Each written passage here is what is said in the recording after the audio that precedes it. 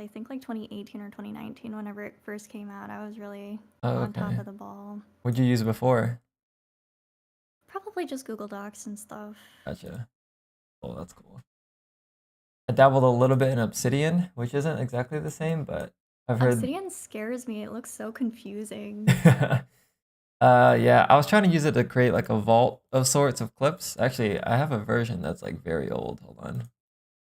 I got it through like one day of using it, but uh I just like that I could search for stuff if I typed in Yeah. stuff like that, but Notion might be better. Hmm. Yeah, so let's see here. Um I mean it's been a little bit kind of. It feels like it's been a while, but it's actually not been that too long since the last one.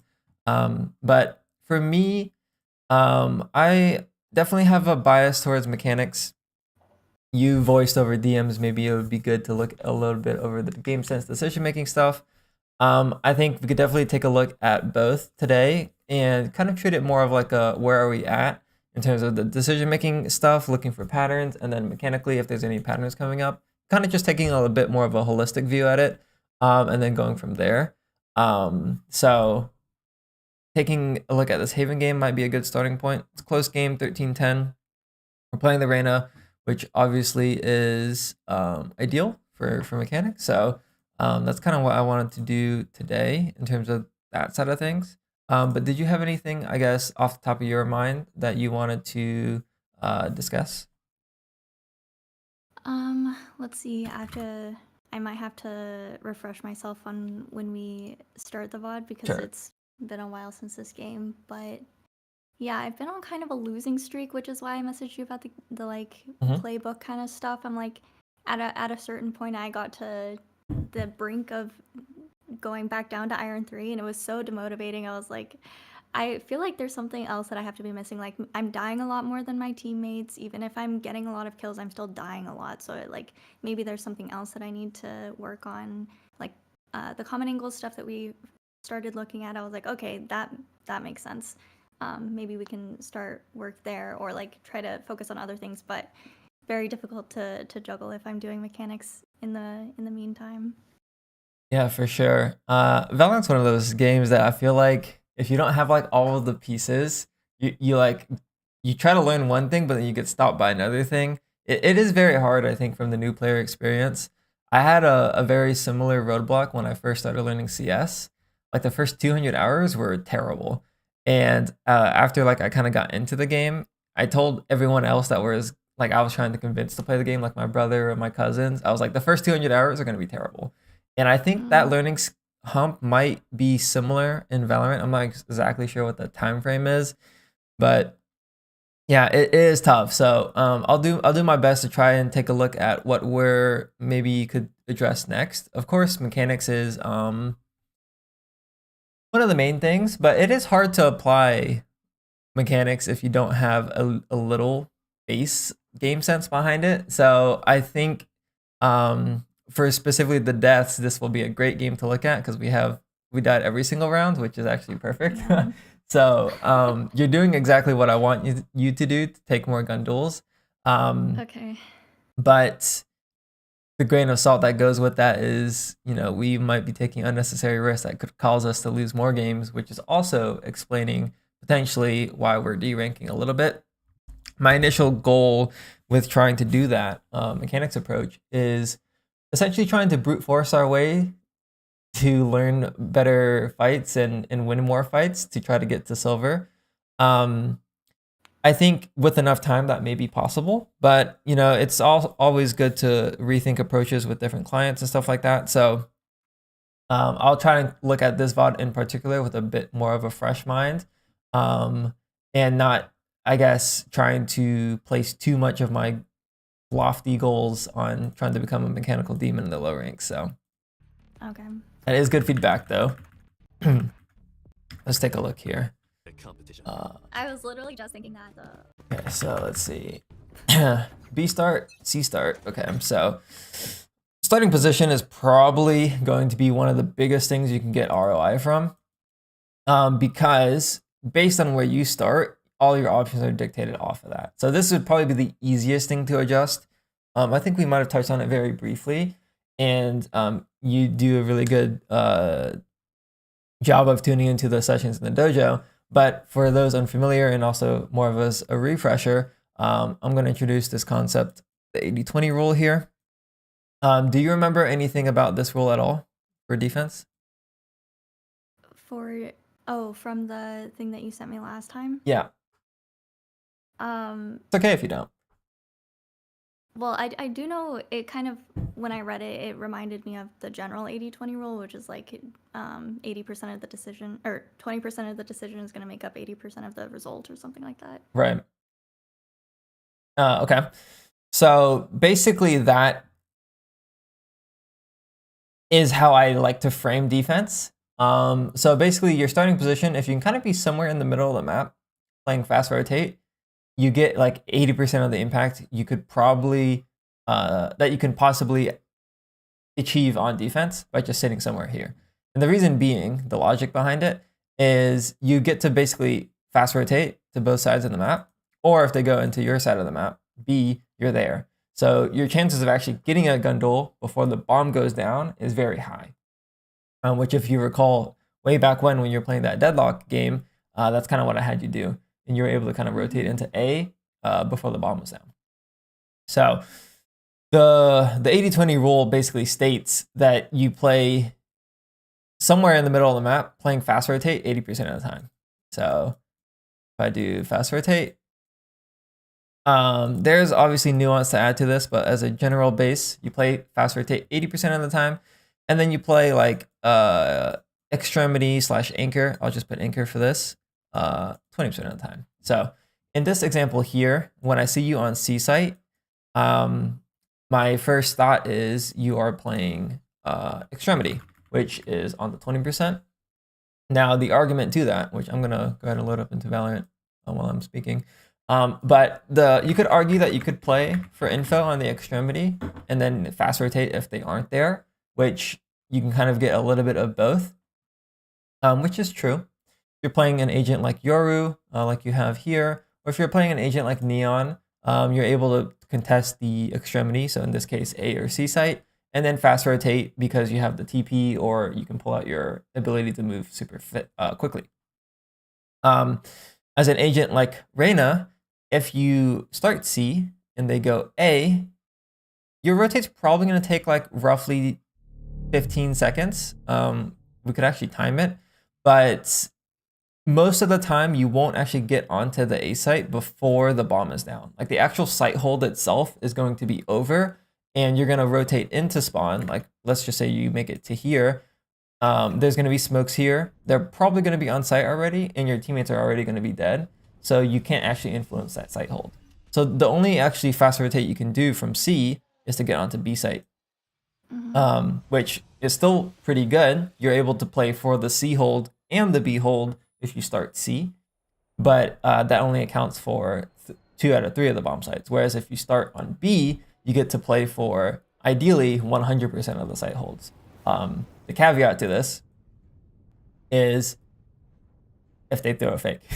So if we over rotate from B to A, which let me mute my game sound really quickly. This thing is being loud. Okay, let's go back. And where'd my drawings go? Okay, so if you over rotate from B to A, let me get rid of a little bit of this.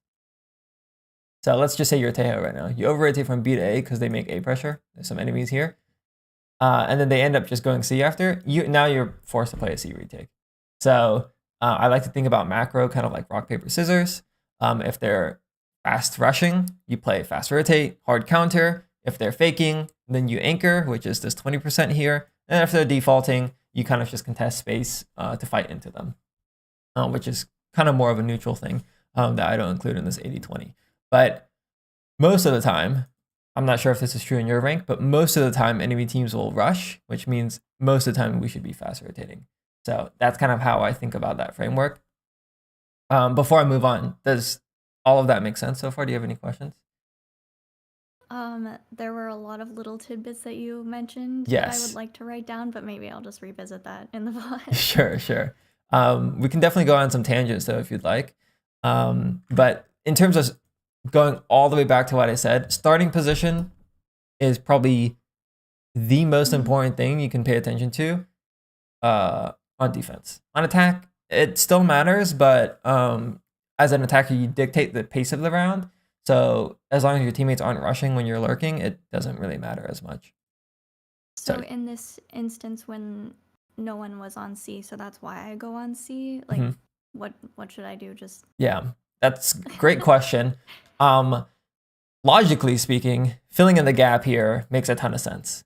The problem is there's a few, but in short, the answer I would tell most people is to just play B anyways and follow your original thesis in terms of starting position or whatever you want to play, regardless of if there is a gap. Because it isn't our job to fill in the gap, especially if you're playing Duelist. Now, if you're playing like a more supportive role, like you're playing a Sentinel, that their whole job is to fill in gaps with either the util or themselves, that might be a different argument. But even then, most of the time when I work with Sentinel players, I tell them to do something else. So in short, don't fill in the gap, just play B, and that will double up with actually playing with your teammate. So a lot of the time, if you just leave the gap, it means that you have numbers strong side elsewhere, which means you can typically play that side of the map more aggressively. So in this case here, let's just say like C is open, you have the Teo with you, and if you're not alone, you might feel a little bit more confident to, instead of holding window here, you actually might be able to walk down mid because you have a teammate helping you. Whereas if you were doing this alone and you had a C player, you might feel a little bit too scared to actually commit to the B walk, which I like to do even alone, but you get punished a lot more because if they swing window while you're looking here, you might die. So in short, follow your own plan, your own starting position, and trust your own reads. That is very important to do on defense, regardless if you're overstacked there or if your teammates are playing there, or even if your teammate asks you to go play the other bomb site. Sometimes I'll just ignore them and play my own bomb site, unless I have a read that they're going to crash out on me, and then I'll go and fill in the gap. But it's really important that you just trust your own starting position. So what you'll notice is they probably won't go C, because most people don't go C on pistol unless they do a C split, which will probably force us into a retake. Or you're playing the site hold alone, which is also another downside of filling in the gap. You'll almost always be alone. So let's just say they do come C, or they do come into a C split. This Teo is probably not going to rotate quick enough, and then you have 3 A players, which means if you decide to play for the site hold, you're going to get run over. And if you don't play for the site hold, you're going to have to play for the retake, which means we should have probably started somewhere else anyways, because we would have been playing retake anyways. Does that make sense? Yeah, okay. Okay, so that's kind of the TLDR on starting positions. Not much of a TLDR, but I do like the aggro push. So there's a couple things here. We kind of did it off rip, but I like the aggression. This game now. I gotcha. That's good. That is good. Generally, you don't want to do a full push until info is spotted somewhere. So if you look at the minimap really quickly, there's been 4 seconds. We don't see anything C, we don't see anything window, and we don't see anything A. As a Duelist player, it's good to fast flank and fast rotate, but to make the decision more consistent, you would do it if there is what I like to call sign of life. So if I'm playing B right now, I wouldn't rotate until there's the first sign of life. Like I would stay looking at window until there's A noise or there's C noise.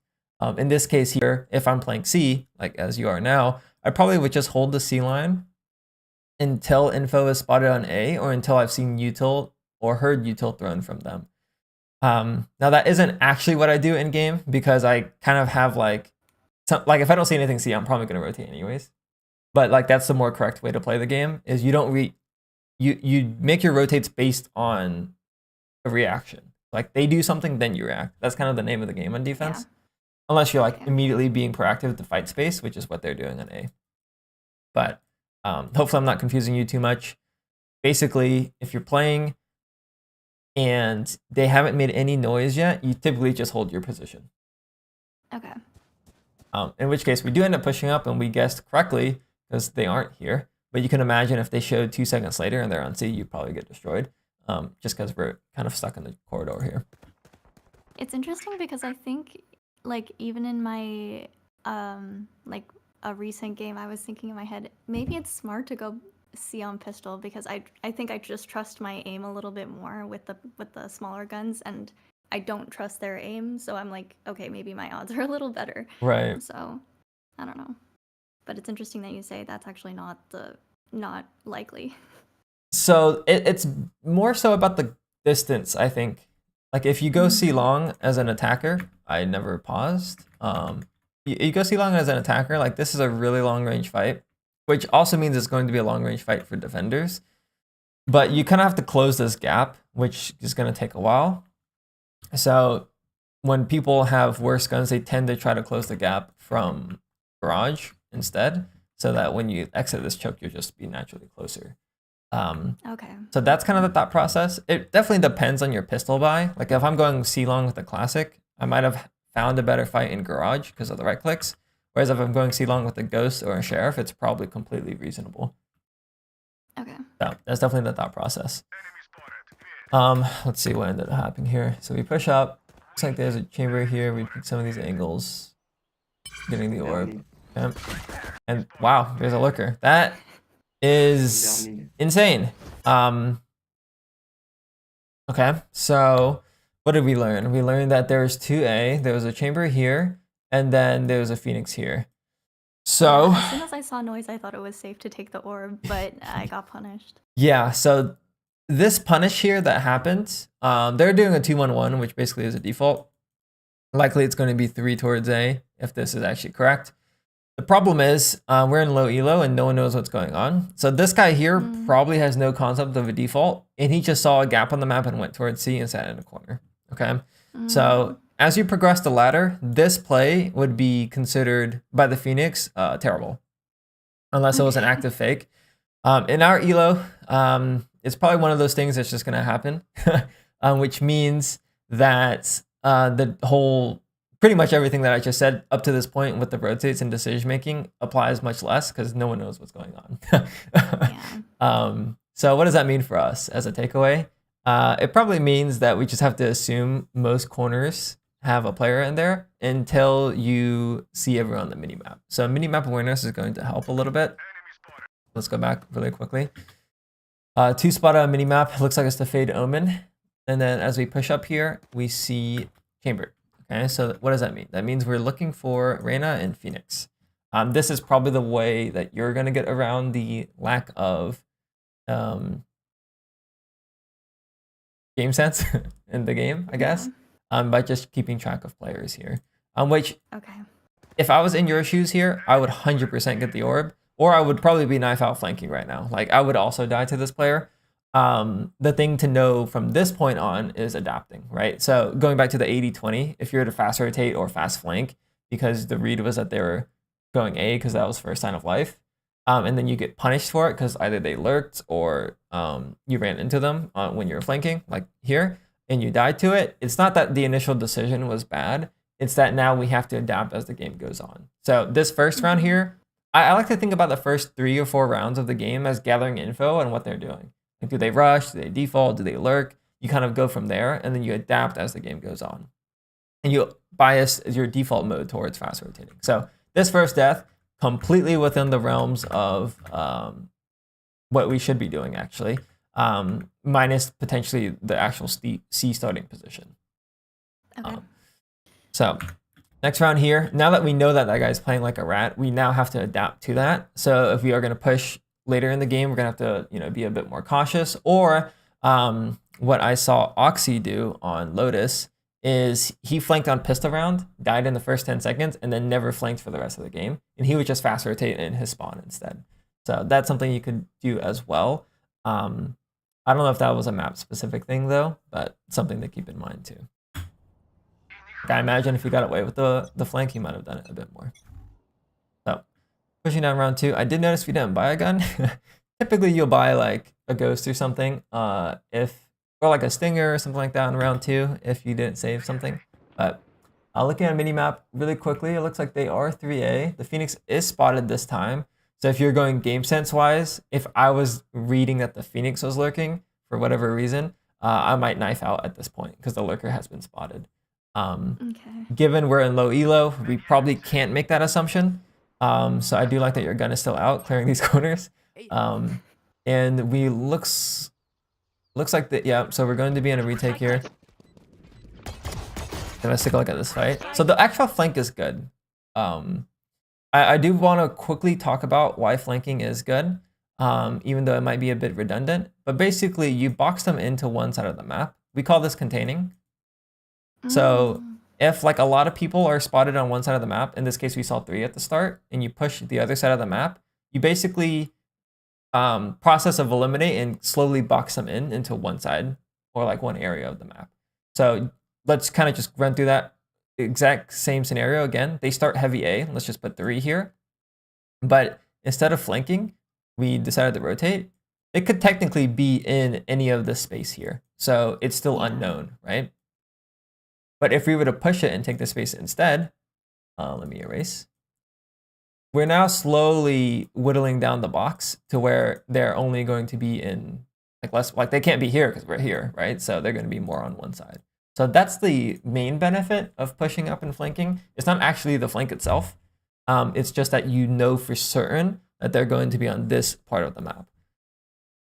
So from a map control perspective, flanking and taking extremity space works really well. I also realize that this is a bit high level, but it's also a fundamental of the game that probably won't be applied super much into your games yet. Like you won't be exploiting it. But it's probably one of those like fundamental concepts that we haven't been able to touch on that influences some of our fights here. So just take it with a grain of salt what I'm saying. Like it's just like if you're learn a sport, for example, like let's say basketball, you know that there's 2 sides and then there's hoops. Like this is pretty much what that is. You don't really have to take advantage of it too much. But I just want you to understand. Let's take a look at this fight really quick. So the premium did look good. Take a look at the actual swing. Okay. It does look good. Yeah, I'd say this is acceptable. Definitely some micros that we could have hit, but I would say acceptable. And let's take a look at the actual blind fight here. Good omen blind by them. Another thing with flanking that actually is a really good thing here in this case is you're creating pressure on the pinch. So like your teammates are making pressure fighting and you're fighting. So now they're stuck on both sides. They have to fight their way out. So now they turn around and fight us, which means that your teammates can stick the bomb and win. So flanking is really good even if you're alone. Typically when you flank and you get spotted, you try to play your life because the longer you're alive, the more like inherent pressure you put in, even if you aren't getting a kill. So regardless, I just wanted to quickly mention that, but you basically won your teammates this round here because they get a free defuse because they're both fighting you. The actual gunfights itself is probably fine. Something that I did notice with our aim sometimes is when we shoot, we kind of like do this like little jitter right there. Tension might be something to look at, but let's keep going for now. So it looks like we are kind of just filling the gap so far. This, again, is going to be the easiest thing to change to get a bit more value, but let's see here. Looks like they just go A again. Look at the Phoenix. Okay. In this case, the Phoenix still isn't spotted, so it's good that your gun is still out. And that for good reason. This guy's watching us flank like an idiot. I don't know why he's here, but yeah, that's Phoenix. I mean, probably fill player. I'm not really sure what's going on here, but again, we can't really predict too much, so it's really good that your gun is out here and you're looking at your angles. Let's take a look at the actual peak. Okay, so we weren't expecting him necessarily, it looks like, because we're doing like a W key peak, where we're kind of holding W and D at the same time. It's a good rule of thumb, even if you aren't actually expecting a player there, to just peek all the common angles as you would. Like, so let's say I'm just gun out, I'm flanking C right now, or I'm pushing through C and I'm clearing the rest of the map. I'd just run out, gun out, but then I would actually peek this door angle, or I would peek this angle here, whatever. I'd probably more so peek this corner, really. Like I'm gun out here, and then I peek this angle, and then I keep going, and then I run out here, gun out, peek this angle, keep going, peek this angle, or maybe I'd peek this angle. But basically, at least peek the common angle as you're coming around it, instead of like rounding it like this, if that makes sense. Okay. Yeah. It's definitely a discipline thing. The thing that I was told in CS was to clear your corners like it's your religion. and that really stuck with me. So Okay. we I'll subscribe to that. Good gunfight hygiene though. Like you're shooting and moving, which is good. That guy almost got destroyed. Good flash by him. And looks like this guy's throwing the whole kitchen sink at you. Yep. So clear the corner. Like close right maybe? Okay, so this guy really just left. He's playing the whole game sense game right now. Clearing flank, filling in the gap, not overextending on the fights. Like this guy is more so playing correct Valorant, like if I put it in air quotes, because he's not giving, like he's filling in the gaps and not taking too much risk, right? So if you were to try to play more correct Valorant, kind of like what you were doing when we first started coaching, when you were playing the deadlock, you would like throw your util on defense, like wall when you heard them and then ran away. That's definitely the smarter way to play the game. I don't really advise most people to do that for the reason that I think it is better just to simplify the game and take the gun duels, but I'm trying to explain the thought process of the Phoenix here. So he spots you on flank and then he runs away to go to his teammates to play a trade, which then puts us into a difficult situation. But let's take a look at the actual gunfights here. So we're coming up long here. Crosshair placement definitely looks better, but I will say it's difficult to W key. So when in the customs, we practice the skill of like contacting, which basically is like walking up on angles dry, like you're kind of just shift walking and peeking, stuff like that. And hopefully we'll see some of that a bit more in this game. But what we're doing here as we're running up long is basically W keying. So we're running up here, W, W, W, and then now you have to pause to clear these corners. So like the correct way to W key this angle is actually not to W key. You stop here, peek out, and then you start W again. And then like you basically start jiggling. So let me kind of go back a little bit more. The way you properly W key, or like go fast, let's kind of use that term instead. The proper way to go fast when you're scaling in this game is to actually use A and D on the common angles. And then as you're scaling after that, you trace the angle that you're expecting to get fought from as you're holding W and a directional key. So in this case, if I'm coming up long here, I can't just A and D everything, right? It's gonna be unrealistic. So I scale up by holding W and D as I'm making a ton of noise. And I'm holding crosshair gap, hoping that if they swing me, I can react to it. Then when I get to the angle, I'll stop, no longer holding W or D, go for the pre-aim, swing the common angle, and then proceed as normal. In this case here, I actually have to clear close right, so I'm gonna peek out a little bit and then do the same thing, peek, peek. And then from here, I'm gonna probably jiggle or whatever, but this is where the A and D stuff comes in. Then peeking sight, boom, boom. And then this is where I'll do the WA again. In this case, I want to clear this corner, so WA trace. And then I get to the corner, I peek out, no more W. And then from here, I can pretty much A and D peek most things. So I'm gonna A and D peek this, A and D peek this, and then A and D peek this. And then now I have to scale again. So this is where I'll incorporate W. And in this case, I'll do W and D to the right with tracing the edge here, like so. And then I'm getting to this common angle here. If there was no smoke, I would stop here, pre-aim, and then peek. If there was no smoke here, I would continue scaling until I get to the edge of the smoke on the side of the box, and then probably peek out here. Or if you know for a fact that there's a player here, you would WD the entire time, and then you would stop and then go for actual A and D peek. I know that's a lot of things at that moment. I just want to introduce the concept to you. We'll train that separately, but that's the idea. Does that make sense? Well, seeing it after seeing how I played it out in round also helps a lot. I think if we just went over that in customs, it would be harder to make the connection. I see. That's good to know. Last player standing.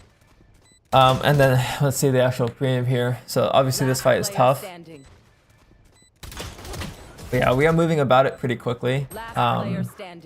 Sometimes when I don't have, like, notice how your crosshairs here on the transition, it does, flicking from like one side and then coming back does take time. Like this is a skill in itself, going from here to flicking here on that fight. So if it does take you a while, it's okay to go from here, flick back, and then go, instead of like doing it in one motion. It's better to have your crosshair in the correct place before you continue moving. So that is really important. But as you get better at knowing kind of the awareness of the map and your I guess, angle clearing and like flicking around and stuff, it will be easier for you just to go from here and then like immediately turn and do that. But again, it is better just to do this first until you're a lot quicker with it, if that makes sense. Yeah. Okay, so yeah, let's keep going here. I do like the aggression though. I like that we're running it down. Again, the main thing that we're seeing here is that we don't get impact because we're playing C and they're going A. Like, I want you to keep that in mind.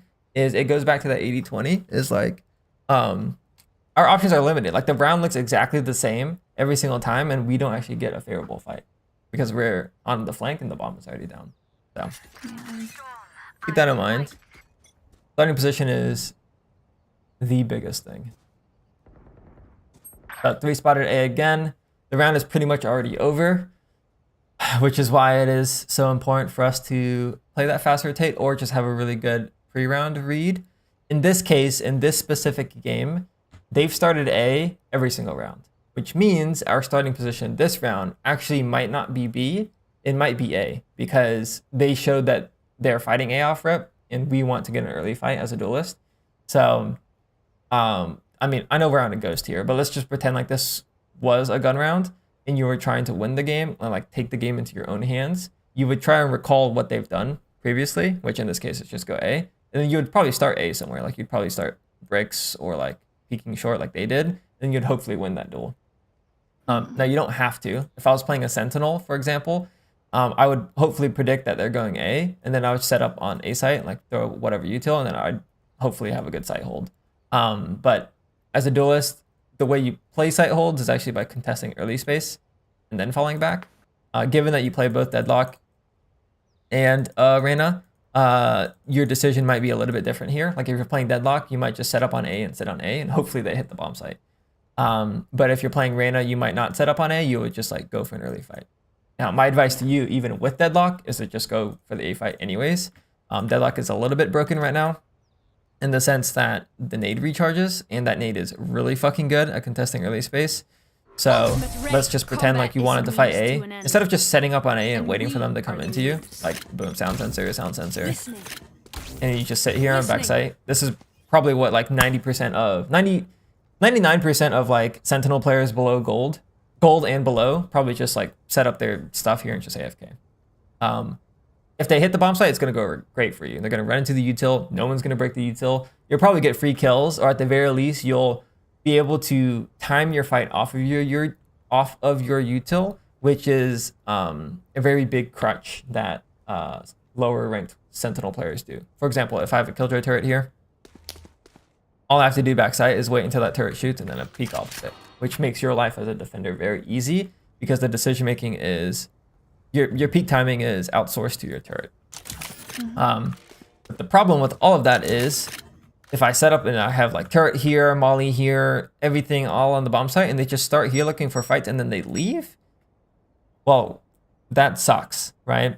So generally, it's better to try and look for the early duel here, so you can at least get that gunfight, just in case if they do leave, you're not kind of just sitting there and not getting any impact. So with Deadlock specifically, if your read was they're going to come A because they've gone A the previous round and you're trying to take control of the game, you just run up here with your nade and just send it. Hopefully you get a kill. Hopefully you get 2 kills, but you just want to take that fight. Now you don't have to do it exactly like how I did it, where I naded and ran up on this wall here as cover and then peeked out. That's how I like to do it because when I play Raze, I do the same thing. But there is a small timing that I'm not going to get into. So in your case, you might prefer to be more comfortable to nading and then kind of peeking out from here. That's also completely acceptable. My point is, I want you to try and fight the early space, regardless of your agent, if your read is that they're going A. Does that make sense? Yeah. Okay, so let's keep going. So again, they go A. This time we're opting to clear the mid lurk from garage, which makes sense. And we'll end up on A. So there's that mid lurk. Couple things here. You're actually making the correct decision from a macro perspective. So if they show heavy A presence and you rotate off of C, it's your job as the extremity player to clear the lurker. Like from a decision-making perspective, this makes a ton of sense. there's a couple caveats here though. Number one, we're making noise. So whenever you're clearing a lurker, it's a mini game. So as a lurker, you're basically looking for the end of the chain. Are you familiar with the chain concept? No. Okay, so let's just revisit the very start of the round and introduce the chain concept here, which is actually very terrible on this one, so we might want to use a different round. Okay, this is better. Okay, so I believe Woohoojin might have coined this concept. I'm not sure, but if we just think about your teammates all connected. Okay, so this line goes here, this line goes here, this line goes here. It's a very long chain with just individual points. Okay, so at this point here, there's two end of chain points. I'm just gonna label this as point A and point B. Your A player is point A and you're point B here. So this is end of the chain. Okay, you being the end of the chain player means that when your teammates rotate, it's going to naturally shift over, and you're always going to try and be the end of the player. Like, you're not going to jump here and try to overlap your teammate here, because then this would force this player to be the end of the chain. Instead, when rotates happen on defense, everyone kind of shifts over, right? So let's kind of just do this logically a little bit. I'm going to get rid of all this stuff. Okay, so let's say they make A presence really quickly. Your Sage is probably going to rotate deeper onto bomb site like this. Your Yoru is going to rotate into A. Your Taeho is then going to rotate basically where your Yoru was. Your Breach is going to fill in the gap on where the Taeho was, and then you're going to pick up where the Taeho is. Wait, that's the Breach. But that's kind of the point. Everyone shifts over one increment, right? To keep the chain together so it's all connected. The Lurker's job as an attacker, just stay with me here. The Lurker's job as an attacker is to either exploit a gap in the chain or to find the end of the chain, which is going to be you in this case. Because if they kill you, they get the entire right side of the map. So if I'm chamber here and we just did that rotate, boom, Sage went here, Yoru went here, Taeho went here, Breach went there, and then you went garage. If I'm chamber and I can find you garage and I know you're the end of the chain player, I kill you, I know immediately I have this entire right side of the map. So I can knife out and go into spawn. I can call all of my teammates back to C. There's basically a huge gap to be filled there. And that's kind of the logic. So typically if you're anchoring, you're going to be an end of chain player. And if you're lurking, your job is to kill the end of the chain player, typically. Okay. Now, given that we know that there's that little mini game there, when you rotate, skipping forward 2 rounds, back to the round we're at. When we rotate here, our job, if we're looking for the mid lurker, is to go and kill that guy. Like, that's the whole mini game that lurkers and extremity players play. It's not even a 5v5 game anymore, it's a 1v1. I think Woohoojin used the analogy of like finding the snitch in like the Quidditch in Harry Potter on Icebox. And basically, like, whoever wins that 1v1, that whole dynamic kind of wins the map control game. I don't think that dynamic works as well on Haven, but you can kind of use that analogy here. So given that that's the mini game we're playing here, if you're rotating aggressively, which we are, you have to be hyper aware of this lurker and also do it without audio, which is scary and slow. So if you were doing it without audio, then, you know, you would have to clear all your angles here, you know, kind of just walking out. Like, if you get the kill here, great. If he isn't there, like, you still have to go really slow. And it kind of just sucks, right? So the way you kind of get around some of this is by using info util, which we don't have, or by having your teammates kind of push with you. So if we were to go and try to fight this player here, which we don't have anyone on the map to do now, but pretend like your B player was going out and clearing mid with you while you were coming out and clearing garage, you're able to kind of force a pinch, even if you did it silently. So I know I'm kind of getting into high level stuff here, but that's kind of the game we're playing here. Now, if you are going to make noise like this, it's completely acceptable. It just means that the lurker now has to jump on you. So when you're kind of going around and clearing the angles like this, you just have to be really aware of this guy, which we weren't aware of this corner, but this is probably one of the most common lurk positions on this map. Okay.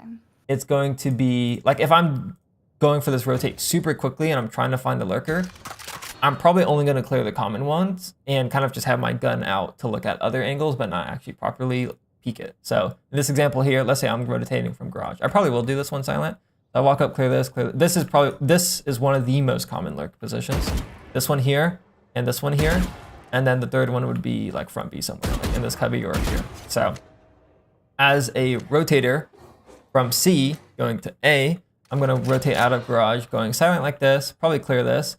And then honestly, most of the time I just gamble that he's not here. And if he's there, I die. But let's just pretend I'm flanking from this way. I probably would gun out and clear it like this.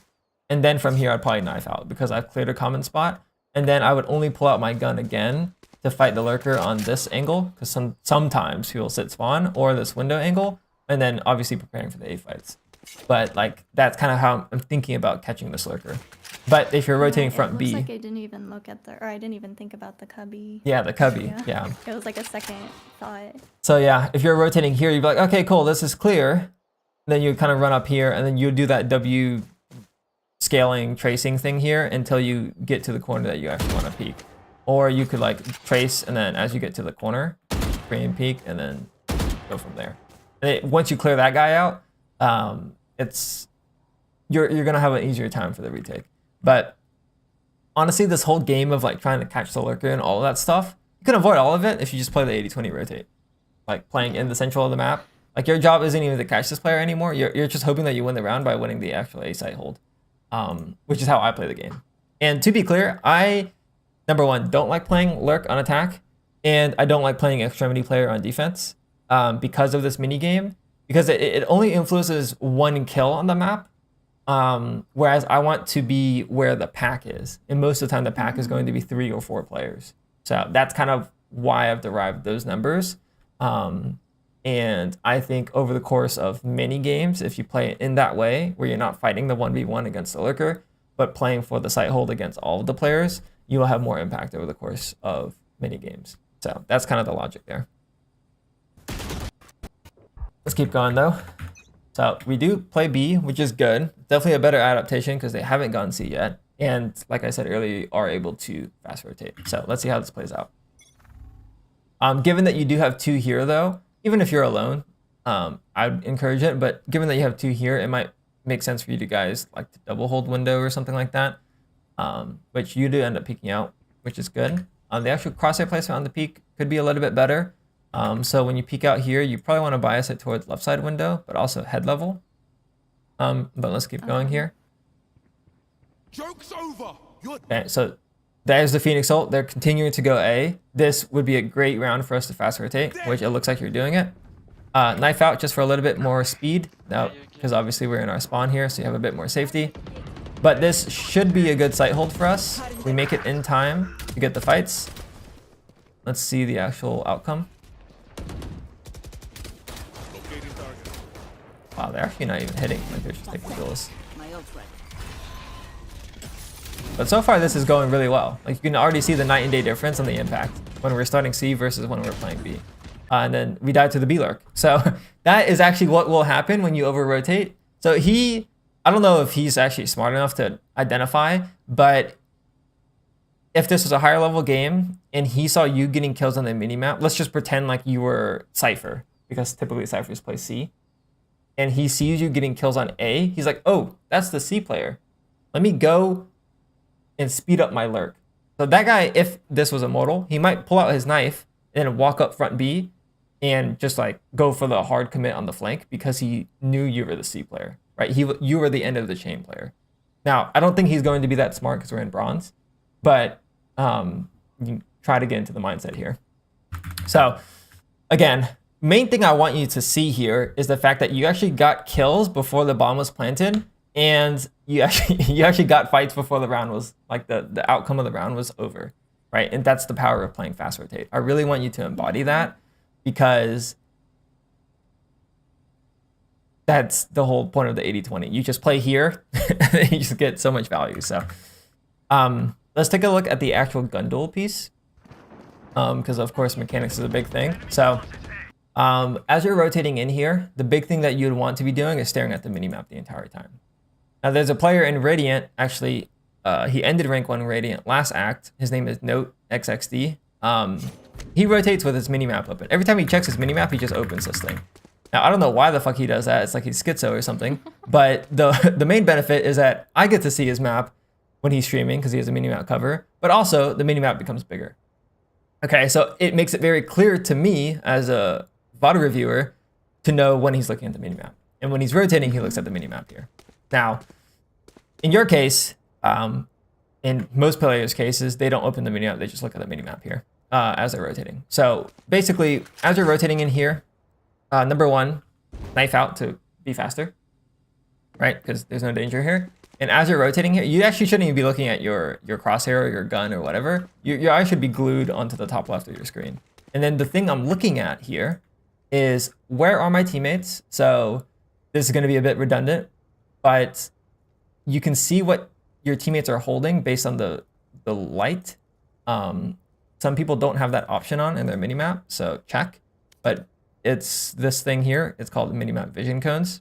Sometimes it's on, sometimes it's off. I don't know.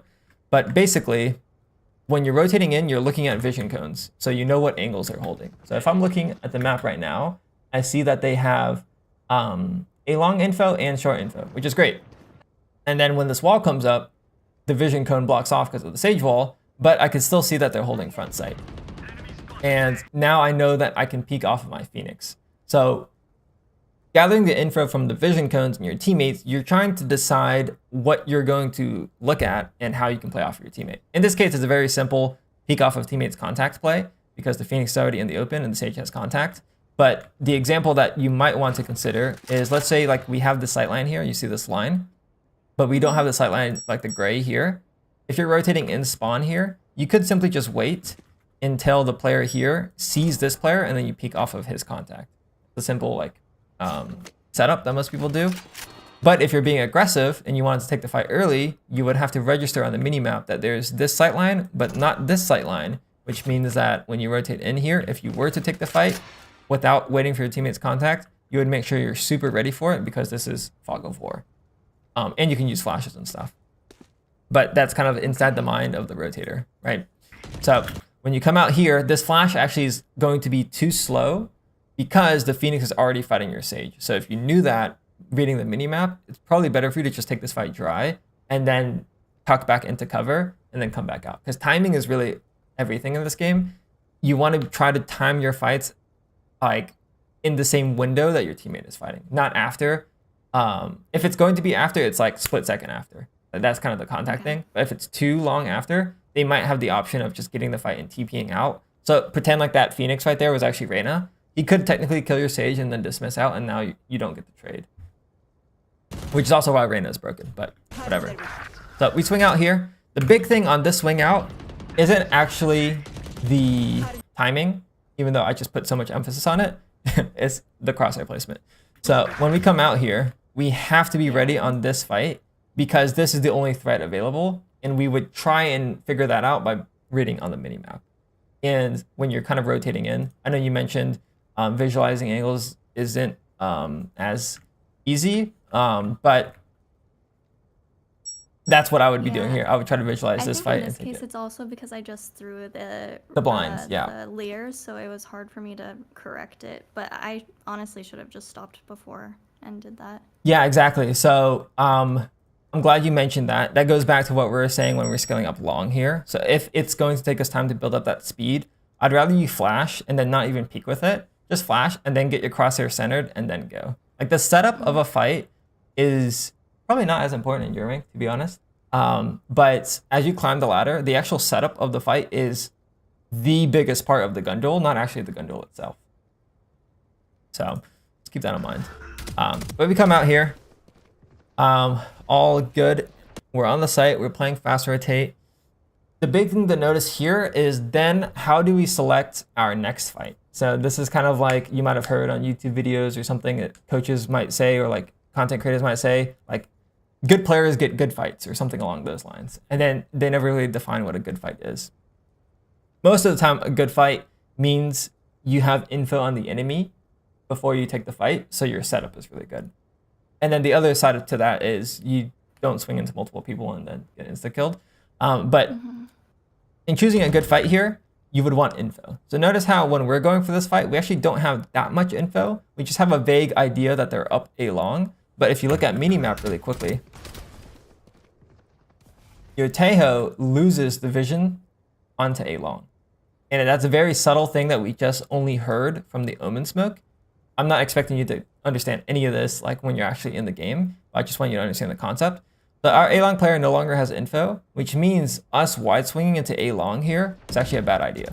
Because it's really, there's a high chance that we're going to swing into multiple players because we can't isolate it without seeing the info, right? So then that begs the question, well, Dopai, if I don't have info, how do I swing long? Well, that's kind of where you can implement jiggling. So if I'm jiggling, you can jiggle one angle at a time. One, boom, now it's isolated. And then you can slowly branch yourself out to clear more space. That's one option. Option two is to do a tight peek. So in this case, the best way I like to do the tight peek is going back here because it lets me isolate this left side long fight without exposing to the right. And then I can get that fight pretty cleanly. You don't have to do it from this far back, but if you understand angle advantage or anything, it just helps a little bit. But you could definitely just slice left side long from here. Okay, so in short, you need info, okay? If you don't have info, you're going to play in a way that lets you get info, either by juggling or tight peeking, so you can actually isolate your fights. And this is what it means to isolate and slice the pie and all that stuff. Now, here's the caveat I'm going to throw at you because you're playing Reyna, okay? So if I'm playing Reyna here and they're coming up A long and I don't have that time to slice the pie, or I just want to take the quick fight because there's util dump or whatever, I just want the fight, okay? Let me switch my agent. That's where the flash comes in, right? So flashes kind of break the game 30 in the seconds sense left. that you don't actually have to losing be fight. thorough and slice the pie. You can just send it. So if I want to swing long here, flash, and just wide swing, right? Now, I'm going to add another detail here. If I'm wide swinging, this ideally isn't done with an angle in mind. You want to pick an angle that you are going to wide swing, okay? So let me kind of just break down the two. If I'm going to wide swing here and I don't have an angle in mind, what it's going to look like is I'm going to flash, I'm going to swing out, and then I'm going to see an enemy, and then I'm going to react, stop, and then shoot or aim at the guy, which is kind of like what we did here. Just pretend like you don't have the flash, okay? So we're wide swinging this long angle here without an enemy in mind, and then we have to adjust our crosshair. Let me slow it down quickly. Probably should have waited, but you'll kind of see it when we come up long here. When you wide swing, it's ideally you're picking an angle so that you can kind of just preem. Your preem is good. But if you don't have a proper angle that you're picking here, as you see here, we're kind of just swinging. We then have to adjust mid swing to get the kill. And that obviously means that it's no longer crosshair placement. It's going to be your active aim. And the whole point of the setup before the fight is to aim as little as possible. Okay, so with that said, let's kind of explain how this would work. So if I'm flashing here and I want a wide swing, I'm already in my head picking one of the sides I'm going to swing. I'm hopefully preaiming left side and getting that kill. Even though it's a wide swing, maybe I should clarify a little bit more. A tight peek, you try and isolate literally as little of the angle as possible so you don't get cleared by another guy. So to me, in definition, a wide swing is swinging an angle while exposing to other angles and with a wider cadence, like you're stepping a bit wider. Some people confuse this with the pop and swing, where it's like you're just going super, super wide and then you see the target and then they shoot and then you stop and then you shoot. To me, a wide swing is different than the pop and swing. So just kind of keep that in mind for the terms. Okay? I mean, they sound different when you explain it like that.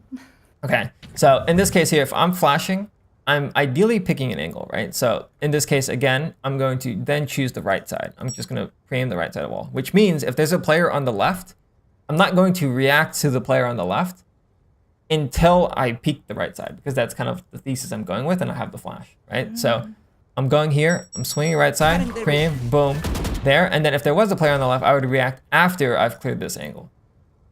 Does that make sense? Yeah.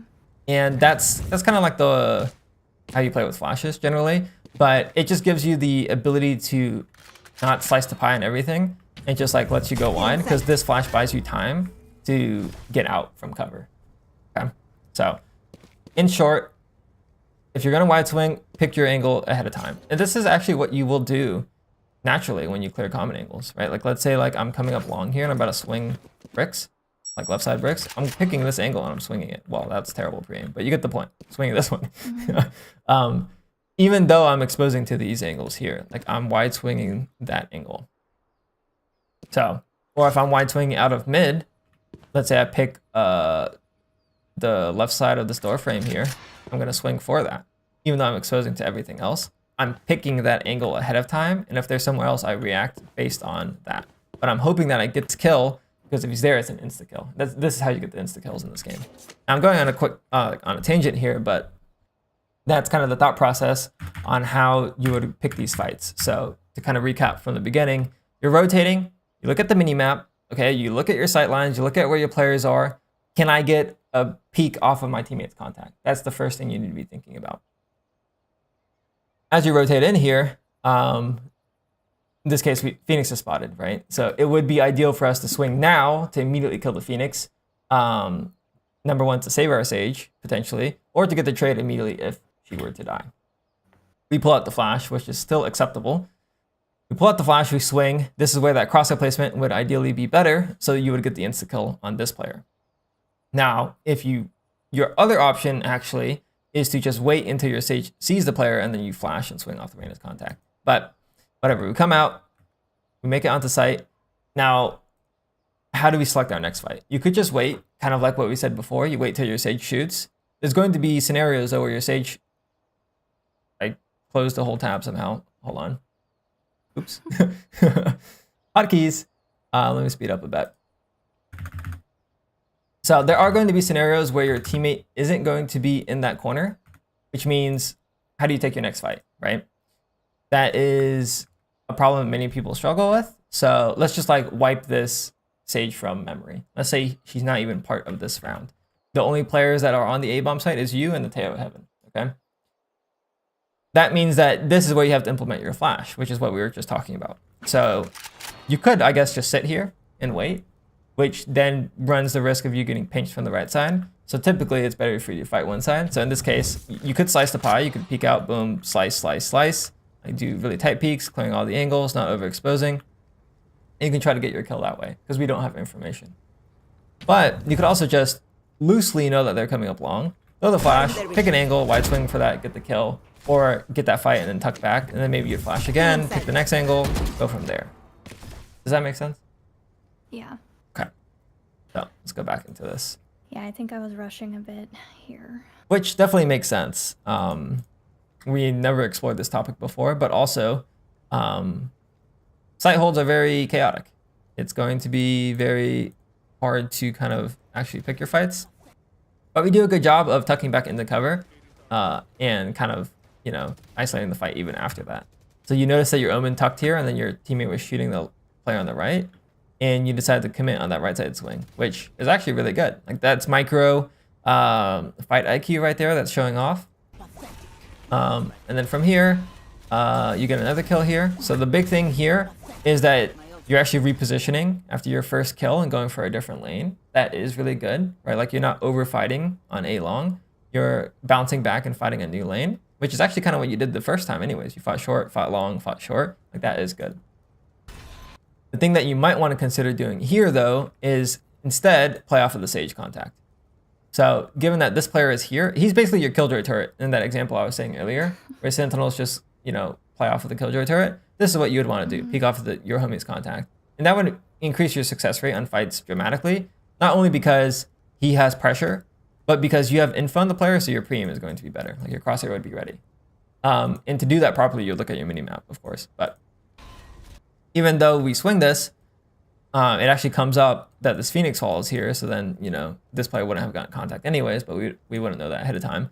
But going for this fight here, you would want your crosshair placement to actually be level, right? So I know this is something that we have been working on and it's gotten better, but just to re-emphasize here, better crosshair placement, making sure you're ready for the actual fight before committing to it, would ideally get you the insta kill here. Now we do end up getting the kill.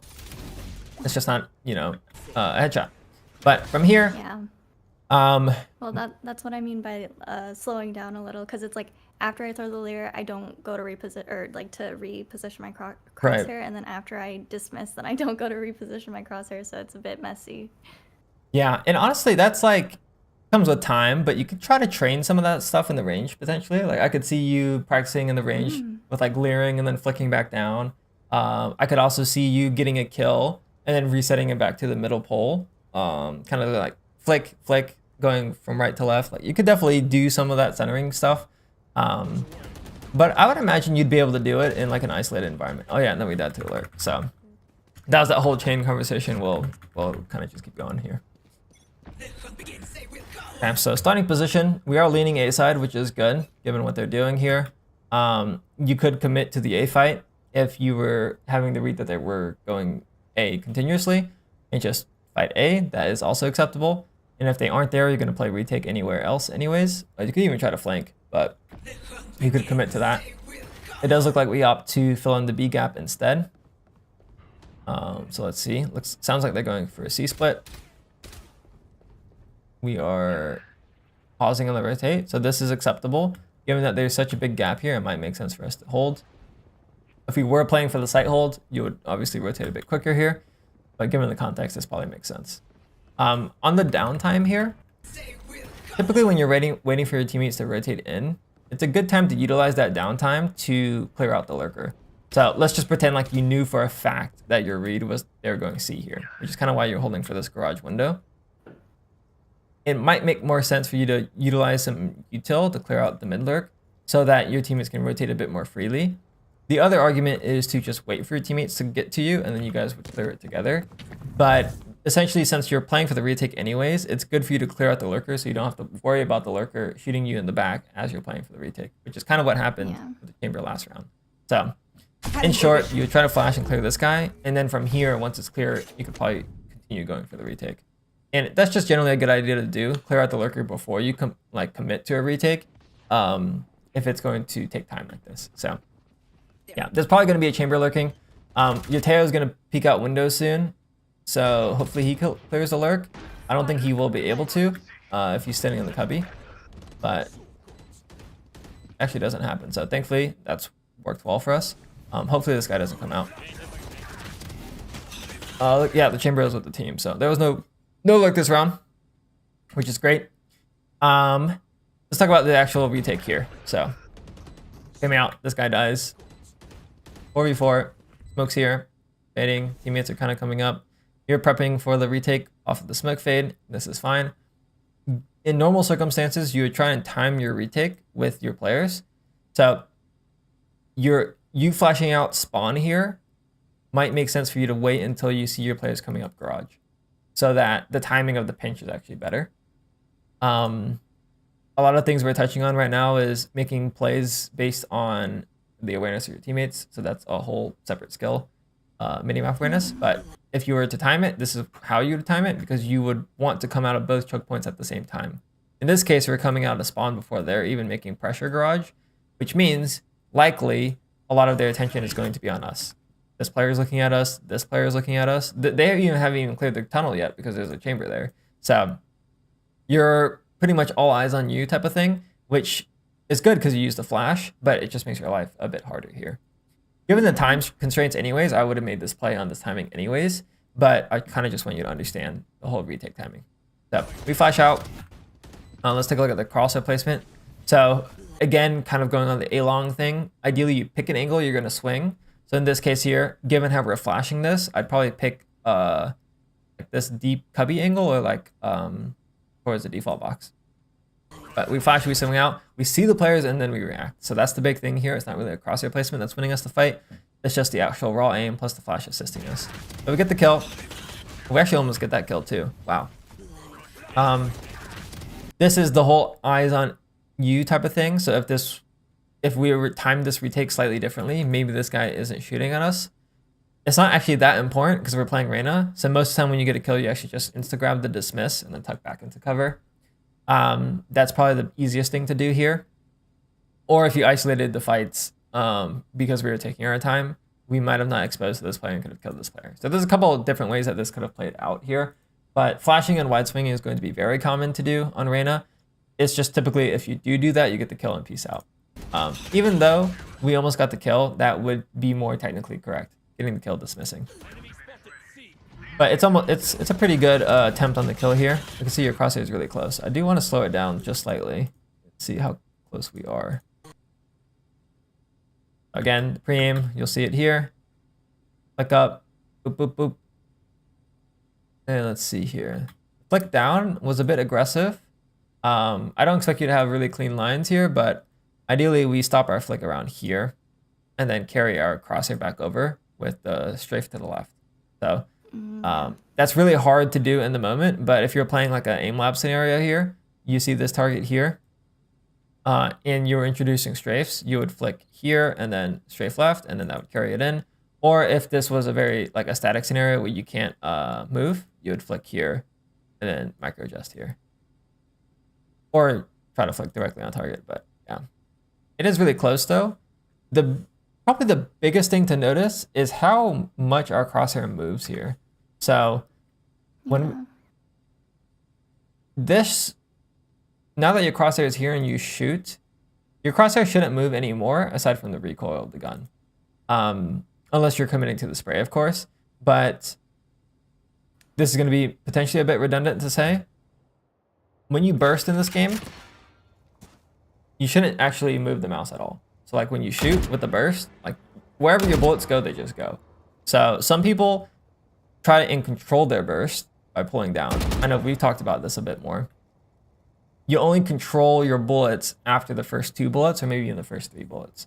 So if you were to pull down, it would happen after the first 2 bullets, which means we shouldn't actually see your crosshair move this much if it was a quick burst. Now, that isn't the case if you were spraying. You would shoot 2 bullets and then control it, right? And then that could be acceptable.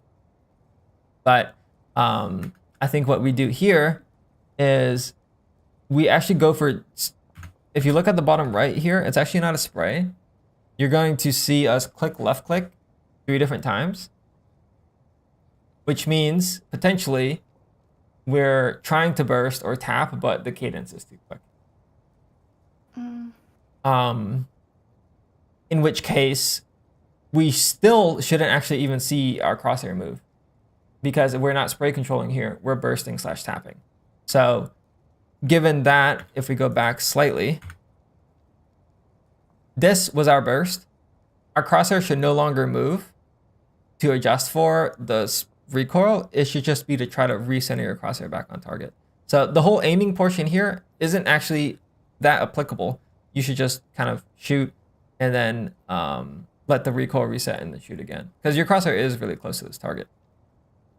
Maybe it's more notable to say too that we shouldn't try to aim with the recoil, I guess. Like I don't want you to control the recoil is my whole point of saying this.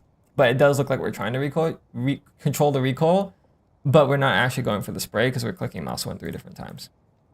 And at full speed, it might not look like we're spraying, but that's kind of what we're seeing here. It's just a lot of mini bursts, which is why it's so hard to get that kill.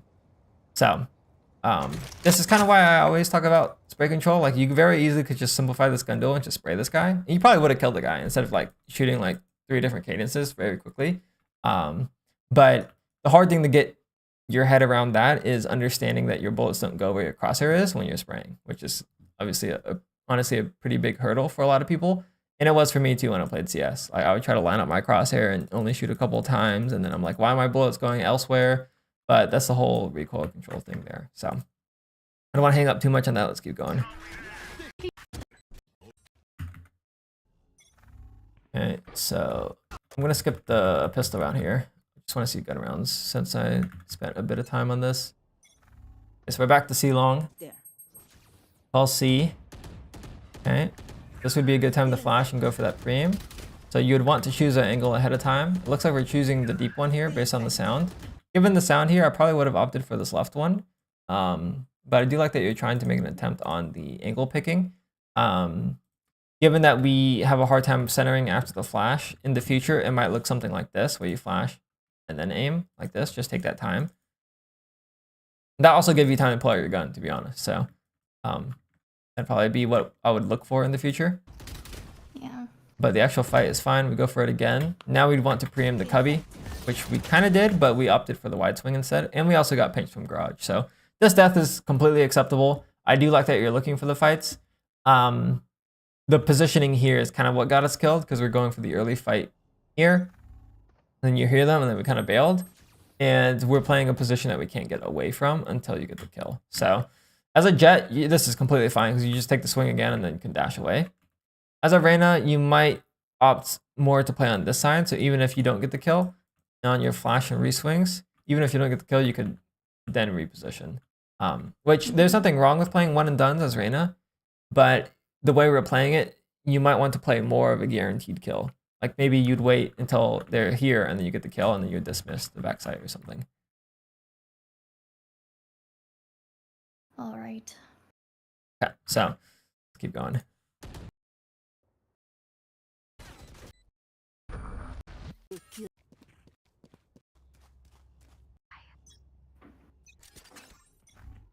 Oh, eco round again, so I'm just gonna skim through this one. Go next round. Looks like we're playing majority C this game. It's definitely an easy change. They are coming into a C split again. We just have to figure out how to isolate these fights. Oh wow, actually committed to B. Okay, so Aryor got some info C long. Normally that's us. That should be the player that gets info C long, but I really did think it was a split. Not here, it's coming. I think. So there's a player C shooting and there's a player garage. I don't know what's going on. Let's take a look at this actual fight here. You did hear the reload on the right, so you move your crosshair over. Let's say the initial crosshair placement is acceptable. Let's take a look at the actual gunfight. Okay, so this is where we're aiming too much, probably. Notice how your second bullet is actually following this player dramatically. We shoot the first bullet there, and then your second bullet is there. Some people do get kills like that. I've definitely gotten kills like that before, where I'm trying to control my second bullet on the burst. To me, I think it's a bit unrealistic. Like, I think for most people, it's going to be better to assume that your first burst is just like a isolated entity. So let's say like the player is still strafing left, you burst here. You don't actually control the bursts like sideways. You just burst here and then you strafe again and then reset and go for another attempt. So basically what we're seeing right now is actually a lot of active aiming in fights that might not actually need it. But after the second burst, this is where we should then reset our crosshair and then go for another burst. So let's see.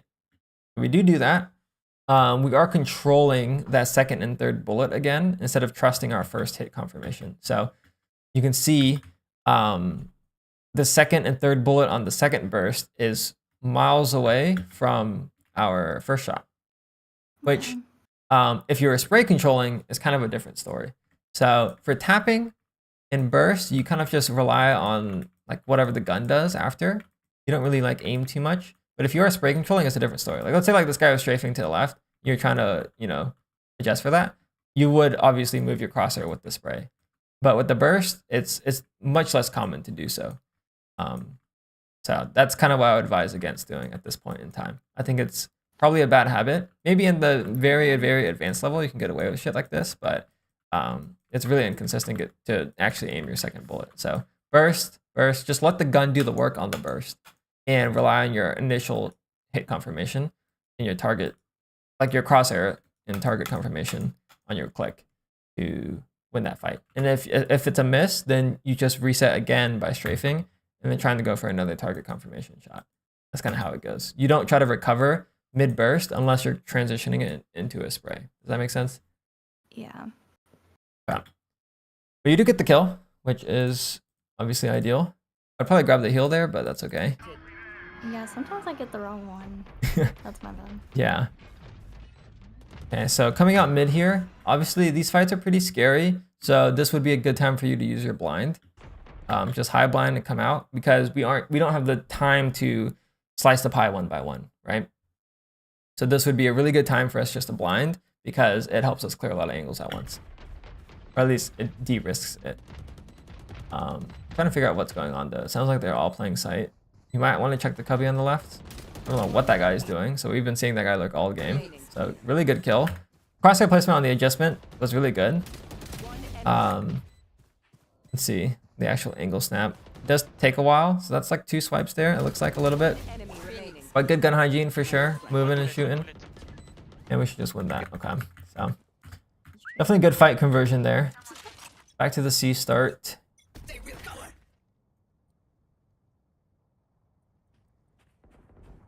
Okay, so they're A again. Definitely their pattern in this game. Well, it's only the one though. Phoenix is spotted. Looks like it might be a B round. Okay. So it looks like we were actually kind of scared that they would be in B. Just based off of timing, it's impossible. I don't expect you to know that here, but just Oh, okay. it is like, yeah, it is impossible. But even when you come back to peek front B here, notice how like we aren't ready crosshair wise. That's that fast thing happening again. You want your crosshair ready for that. See the actual fight. So this guy's walked in. I think. There he is. Yeah, nice kill. Crosshair placement looks good there. And they're planning C. Okay. So despite us over rotating, that is what you would want to do. Even though they got the fake, it is completely acceptable. Okay. So let's take a look at these angle clears here. This goes back to the whole contacting thing and not actually the W keying. But you can see garage is actually kind of hard to clear. It looks like we're trying to aim for the bottom garage angles here. I'll just visually show you what it could look like. I don't expect you to know this, but first and foremost, when you come up on this garage angle, you actually don't want to be so close to the wall, just in case there's a player holding this angle. So when you come up and clear garage, it's best to do it with a bit of distance so you can maintain angle advantage, right? So this is 5 meters. This player holding it, it's about 5 meters as well. So you just want a bit more distance here instead of being so close. Honestly, a lot of this is going to be feel-based for a lot of people. But as you're learning it, feel free to use the ping system. But yeah, coming out here, you would clear garage from a bit of distance, and then you're coming here. And then now that you've cleared this angle here, you can probably start clearing these. I prefer to use jiggles because none of these fights are advantageous for us. And then now that I've kind of gotten info that they're not on any of these angles, they're boxed into these potential too, right? So from here, personally, I would probably opt for a wide swing. And then if he's in one of these corners, I'll try to hit the flick. But I'm probably, committing to this angle here. That's the whole name of the game. You just like slowly clear off angles with tight peaks or jiggle peaks until you can box in to an area that you're very confident that if they are there, you get the kill and you aren't overswinging into other angles. So that's what this wide swing is for. Gone though. Oh wait, we got res. Take a look at that. Cut out Sage.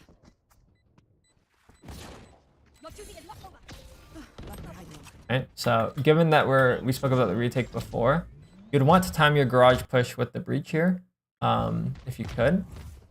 Looks like it will naturally work out, just because he's out early. Flash. One enemy remaining. Flash. No, we don't have to flash. We just get the trade. And so a couple things here that we're missing is, I would say the first one is just the minimap awareness. So if you look at minimap here, as you're coming out of the smoke, your eyes should be on the minimap the entire time until you throw this blind and you're going into the fight. So we should be able to grab this info here. All of sight is clear aside from default box. So flashing out immediately clearing default box would be what you want to do here. This corner is actually clear based on your Teo and breach earlier. You just have to clear sight box here. When you come back out, you know that that's clear. Before you come back out to long, you need to check minimap to figure out where he is because you have time. In this case here, it looks like there's the little red question mark. So as you come around this corner, the preem should be for that. It's still kind of scaling around here, which is at least not deep, but that's kind of what you'd want to preem for. And then the actual gunfight, you notice how it's an adjustment up. Our crosshair placement never went back from here to adjust for the preem up here until you saw the target. So again, kind of going back to the importance of the setup there. You do get the kill. What we do notice again with this fight is going to be the initial burst into another quick burst. You definitely can get away with doing that. It just means that you don't have as much time to aim. So I think we talked about this in one of the weeks where we're talking about like big boy strafes a little bit. But like you take your first shot and then strafe and go wide again. That's, to be honest, not really realistic for a lot of players, but it's a good cadence to build up initially. But if you were to do this, you would try and do this cadence, but you would try and actually adjust your second burst onto the target, which you may be doing here. I just want to reemphasize it here. But more importantly, grab minimap info, and then you could preem and try to get the kill on that guy. Ooh, we're actually starting A. This is really good. Playing these early fights is a bit nuanced, but so we're just taking the fight here. Okay, so this is a common angle, so if he were to swing us, it's honestly a really hard fight to win. Generally, when you take the A fight, I'll just show, is as a Reyna or a Jett, you tend to take most of your fights off barrier by going wide to an off angle and not playing the common angle. So if this is the common angle here, or if this is the common angle here, most Reynas, when they take the fight, would probably go this wide. Now, this is obviously a bit more scary because if they flash, or even if you don't get the kill and you get jiggled out, you're a bit further away from cover and you won't be able to fall back. So that's kind of the caveat here. If I'm playing Jett, I will still go this wide, but then you can just tuck and use the smoke here. As a Reyna, if you take this fight here and tuck, you might be able to flash and go for the rekill, or the reswing, which is probably what I would advise here, but it is a bit higher risk. So if you're kind of risk averse and you don't want to try that at the start, you could try to go on this angle at least. But generally, if you hold a common angle, you don't want to hold it standing still. So given that this is a common angle, I might back up and I might AD it instead. If you're kind of risk averse, but you could also do that here and just AD. Now it is a common angle and you might just they might have good pre-aim for you, but because you're ADing, you're hoping that they miss, and then that gives you enough time to strafe and get your shot in. Does that make sense? Yeah. But that's how you might want to take this fight instead of walking up here, just because of the flashes. But let's see, they do reflash. Joke's over. Let me follow the young breach here. Okay, so it's good movement, definitely good movement.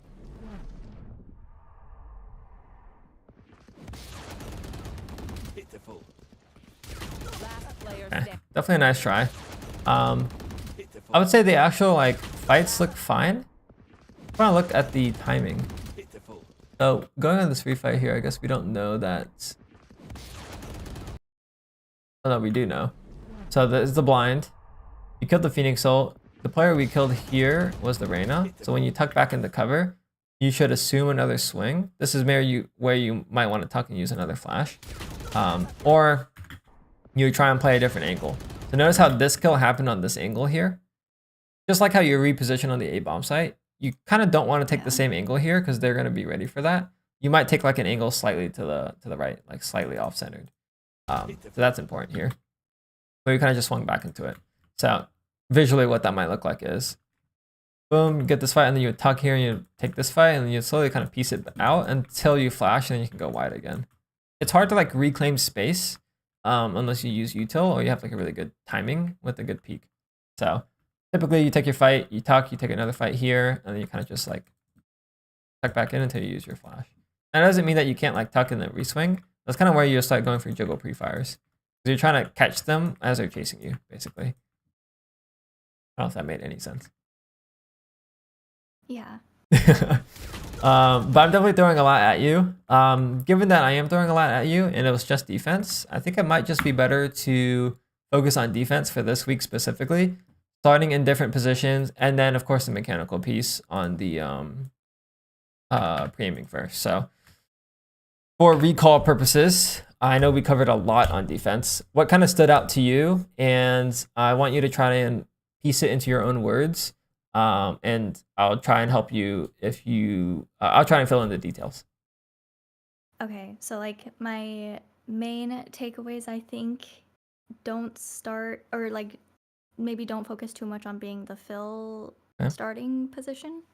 And then as we discussed with the 80-20, maybe better to start in the middle, gather some information from the first couple of rounds and see if there's a pattern of where we end up rotating.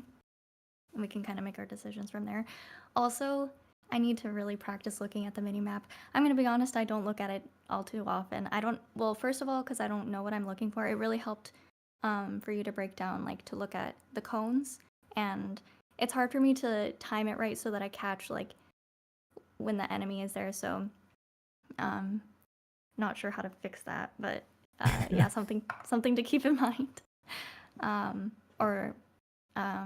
During our session today, you mentioned when I have the Leer out and I'm rotating, a good time to look at it and try to figure out, or use it to figure out where I want to peek or dedicate where I want. Wait, I don't remember how you phrased it. Yeah, like pick the angle, I guess, pre-aim it. I Yeah. pick the angle, yeah. Yeah. Steady peeking is Oh, another way and- to think of it. Yeah, and more playing off of my teammates or like using them as information too. But I think that comes with the minimap awareness, which For sure. which I am completely oblivious to. It's not easy. I'm gonna be honest. I thankfully had the skill translated from when I played League of Legends. So like League of Legends was like my first competitive game that I was grinding in middle school. And in that game, if you don't look at the minimap, you just die. So that feedback isn't as intentional in this game, and minimap awareness is typically seen as a secondary skill compared to the shooting, which it is. But yeah, it's definitely a skill. Some cues that I like to use to look at the minimap, which I can't really show here that well. But if a kill feed happens on the top right hand of my screen, my eyes instinctively dart to the left instead of the right. And then I just look at what the kill happened on. Well, I guess I'm looking at this, but where the kill was on the left side of the minimap. So like kill feed happens here. I don't look at the right to see who died or whatever. I just look here and then I get that info from the minimap. So that's one timing to look at the minimap. The other timing to look at the minimap is in checkpoints. So when the bomb is down, that's one. Like if you're on attack, you look at the minimap. You could also just look at the minimap when you're reloading. So when your gun's not out or when you're using util. I almost always use my flash off of what I see on the minimap anyways. So it kind of goes hand in hand. Even if this sounds kind of weird to say, but even if I'm on attack and I'm flashing A long, my eyes are actually on the minimap here. So I'm trying to like, you see that little red dot on the minimap? That's like, I'm looking at the minimap to figure out where that flash is landing. So I know exactly what angles it's covering. So like if I flash here, it's probably not going to get the bricks line. That's messing up. It's not going to get the bricks line as well, like the deeper one, unless I positioned my flash. I can't tab back into the game for some reason. My Epic Pen's freaking out. Delete this. Here. Okay. So if I flash here, it's not going to get this bricks line here. So if I wanted to fight that bricks line, I might actually move my flash here, right? Like that's all that stuff I'm thinking about when I look at the minimap with just the flash. So there's a lot you can get from the minimap. There's a ton. And I almost always am looking at the minimap if I'm using util. Even if I'm like playing Raze and I'm pulling out my nade here, I'm gonna check the minimap really quickly to see the vision cones of my teammates behind me, probably. You know, it's just like quick glance. It's not an easy skill to develop by any means, but it is definitely one of the more important ones. I wonder, since there is so much like that you can gain from it, maybe that's like overwhelming me, so I don't look at it at all. If we just like pick one thing for me to focus on when I look at the minimap, like what do you think would be the most beneficial That's to just great focus question. on this week or something? I think the biggest thing is going to be where your teammates are, and their vision cones. Like if you can figure out where your teammates are and their vision cones, playing off of them will come after that. But as long as you can kind of see where they are, it just gives you an idea of like what to expect when you rotate in. So that is a good actionable. I like that. Let's kind I'll of. try my best. I wonder if it would also help me to do the caps lock, to have it show it like in the middle of my screen, and then I don't have to worry about readjusting my vision when I'm looking back from the minimap. I see. I could see that. I've never. You mentioned the other Yeah, player the rank 1 player. It's kind of weird, but I'm like, maybe that would be helpful. I don't know. I do see, like, let's say you're coming up here. I mean, I don't use the caps lock, but I wonder if that's what he does. Like, you can just like let it go. I hit M with my thumb, but that's really far. Oh, So yeah, I didn't know that it was M also. I just accidentally hit it once, and I was like, oh, it's caps lock. Okay. yeah, maybe caps lock actually makes more sense. You can be here, caps lock real quick, and then I mean that. I see the logic. Maybe that's why they have it there. It's like really quick. Like I'm coming up here. I check minimap real quick.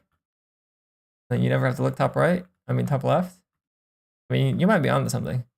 I would never do this because I don't have the muscle memory for that. Like I haven't trained that, but and Well, I at just have the moment, other. I don't have the muscle memory for my eyes to look that way, so I guess it's just like pick one. Yeah, pick one yeah. Poison. Both are good, I think, as long as you pick up the habit at some point to look at minimap. At least with this one, it's Yeah. very clear on when you're looking at minimap. So, you can see it a bit easier on review. The downside is that it just takes your mouse off of the, like you can't shoot. So that is the downside. But I guess if you're looking at minimap anyways, you're not expecting to shoot. So yeah, I'm not sure. But I'd say give it a go. I mean, I'm not opposed to I'll it. figure it out. Yeah. But yeah, that is definitely the biggest one if you're doing the minimap stuff. So I guess to kind of summarize, maybe I'll move this. The big thing to focus on for defense this week, or just in general, but why is it going like that? Oh, can I say my third? Go for it. Yes. Takeaway? Yes. Which was to slow down to reposition my crosshair and do my aim properly, especially when I'm rushing.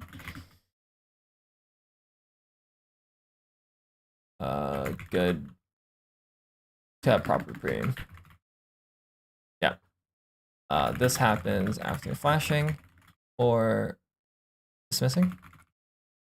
Mostly. Okay, that's good. So let's see. We have a couple things here. Minimap awareness. 1. Then I'll move this down here. Maybe I'll just paste it like this. We have this. And then we have the 80-20 on defense. Starting in the middle of the map and fast generally. So these are the biggest ones. I guess these are the takeaways, I guess. I just sectioned them down here. If you were to prioritize the main one for this week, which one speaks out to you? If you were to put like a 1, 2, 3 on these. Maybe the defense for 1, and then 2 for slowdown. 3, I would deprioritize just because it's like a lot to add on a completely new thing, and these are things that I can build off of what I have been working on. So that makes sense to me. We'll just do underline, bolded, italicized for that. I think that's fine. Yeah, okay. I'm trying to think. I don't really have anything else. I think that's good. I think those are really good things to work on for this week. It's definitely a different lens to look at the game because I know you've been working on mechanics for a while now. So maybe it's it'll be useful 100%. And it may just be one of those things like I was saying at the start, like you kind of have to have like a little bit of everything before you need all the pieces of the puzzle before it kind of comes together. So some people develop that after X amount of time, but yeah, I think this is a good direction. I'm pretty happy with this. nice. Do you have any questions or comments before I let you go? Well, I just want to say hopefully I'm out of the loss streak trenches because that Fingers was really, crossed. really demotivating. Yeah. But yesterday felt really good. But I did tell you, and I didn't really tell chat, but I was only doing Guardian for the last like 3 games, and we ended up winning. So I was like, okay, is this coincidence or is this like actually something that I should work toward? But I think sticking with our main plan is probably for the better. Yeah, it also kind of makes sense given what we saw today with how you're like trying to control the burst. You're probably not doing that with the Guardian because like each shot is individual. So you are able to kind of get that hit confirmation a bit more cleanly. But that's probably, I would guess, why the Guardian might be working a bit more. But yeah, the mental when you get on a loss streak is pain. It's definitely pain. And then when you get on a win streak, it's like you're unbeatable. Valorant is very humbling. It's very humbling. Oh yeah, for sure. Yeah. You gotta somehow detach from the results, but it's easier said than done. That only happened for me in like the last week when I was climbing back to Radiant, and I think that was probably one of the reasons why I was able to get back to Radiant. Like I went on like a 4 wins, 1 loss, and it didn't really change my mental. I'd go like 1 win, 4 losses, also didn't change my mental. But that only happened in that last week. Like the all the weeks Wow. before that, it was just like, I hate life. I'd go 4-0 on the day. I'm like, oh yeah, my day is great. And then I go 0-4 and it's like, I don't want to stream tomorrow. You know? Well, I feel like it was kind of the opposite for me because when I felt like when I didn't really know what was going on and I was making mistakes, it's a lot easier to forgive yourself and be like, oh, it's just a game, like it's just for fun. But like now that we've been doing coaching for a while, I'm like, I should be better than this. Like it started really getting to me. But yeah, the ego boost from yesterday was actually really helpful, helping me move forward. So Definitely understandable. The pressure from coaching definitely it's normal. I think with every single client I've worked with, it's kind of like, oh, I'm taking it more seriously now. I should be getting more results. So I definitely understand. Definitely understand. yeah. But it's one of those things you can't rush sometimes.